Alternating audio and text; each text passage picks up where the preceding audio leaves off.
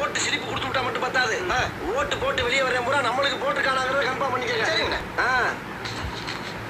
டேய் யாருக்கு ஓட்டு போட்ட? உனக்கு தானே போட்டேன். டேய் உண்மையை சொல்றா? சத்தியமா உனக்கு தானே போட்டேன். சரிப்பா. டேய் அப்படியே பின்னால வா.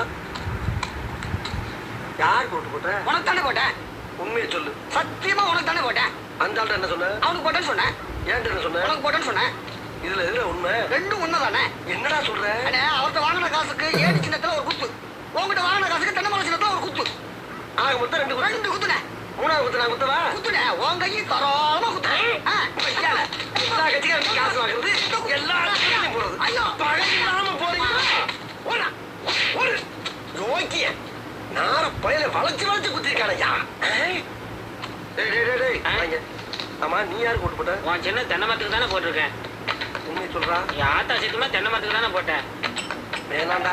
அட என் பொண்டாடி சீத்துமா தென்னை மரத்துக்கு தானே போட்டேன். நான் ஏற்கனவே ஒன்று இருக்கேன்டா. அட என்னென்ன நீங்க என் புள்ள சீத்துமா தென்னை மரத்துக்கு தானே போட்டேன். எனக்கு நம்பிக்கை இல்லை. நீ இப்படி நம்பிக்கை இல்லைன்னு சொல்லுவேன்னு தெரிஞ்சுதான் நான் ஓட்டு போட்ட சீட்டையே கையில கொண்டு வந்திருக்கேன். ஓட்டு போட்ட சீட்டியா?